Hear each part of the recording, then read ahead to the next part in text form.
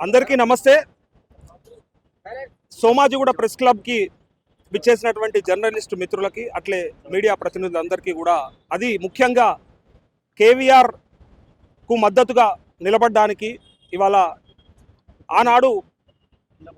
ఆనాడు తెలంగాణ సాధించుకోవడానికి కారణమైనటువంటి ఒకే ఒక్క అంశం, మహాకవి కాళోజీ గారు చెప్పినట్టు ప్రాంతేతరుడు మోసం చేస్తే ప్రాంతం పొలిమేర దాకా తరిమి కొట్టాలి, ప్రాంతం వాడు మోసం చేస్తే ప్రాంతంలోనే బొందం పెట్టాలని చెప్పి ఆనాడు పిలిపిస్తే ఇవాళ మనని ప్రాంతం వాడు బొంద పెడుతున్నాడు, ప్రాంతేతరుడు కూడా బొంద పెడతా ఉన్నాడు.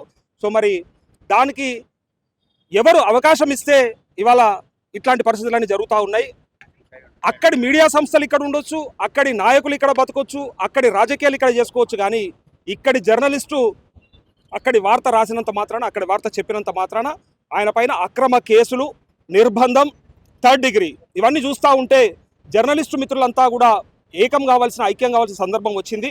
పైగా సామాన్యులకు సమస్యలు వస్తే జర్నలిస్టుల దగ్గరకు వస్తే, మరి జర్నలిస్టులకు సమస్యలు వస్తే మరి ఎవరి దగ్గరికి వెళ్ళాలనే అంశం కూడా ఇలా మా ముందు నిలబడున్నది. కాబట్టి అన్ని జర్నలిస్టు సంఘాలు కూడా ఎవరన్నా రాని వాళ్ళు కూడా ఇంటికాడుండి కూడా మద్దతు తెలపలేని వాళ్ళు కూడా ఒకసారి ఆలోచన చేసుకోండి. ఇలా కేవీఆర్ పైన జరిగినటువంటి చర్య ఏదైతే ఉందో భవిష్యత్తులో ఎట్టి పరిస్థితుల్లో మనకు కూడా జరిగే అవకాశం ఉంటుంది. మనం ఇవాళ దీన్ని అడ్డుకోకపోతే, మనం కట్టడి చేయకపోతే, మనం ఐక్యంగా ఒక్క తాటి మీద నిలబడకపోతే జరిగే నష్టాన్ని కూడా మనం ఇప్పుడే ఊహించవచ్చు. మనం ఆనాటి ఆ 10 ఏళ్ళ పరిపాలనలో మనమే చూసినాము.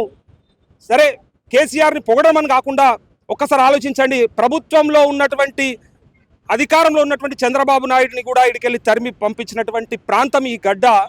ఇలా అక్కడి వార్త రాస్తే ఇక్కడ జర్నలిస్ట్ని ఎత్తుకపోయి ఇలా నిర్బంధించే పరిస్థితికి వచ్చిందంటే మరి ఇలా ఎవరు అవకాశం ఇస్తూ ఉన్నారనేది ఒకటి ప్రశ్నించుకోవాలి. పైగా మనోడికే మన మీద ప్రేమ లేదు.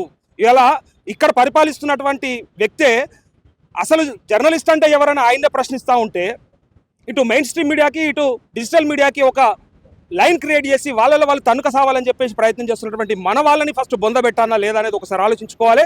పైగా కేవీఆర్కు జరిగింది, భవిష్యత్తులో ఎవరికైనా జరగవచ్చు. కాబట్టి మనమంతా ఐక్యంగా ఏకతాటి మీద ఉండాలి. అలా నాకైతే జరగలేదు కదా అని ఇంట్లో అంటే నడవది.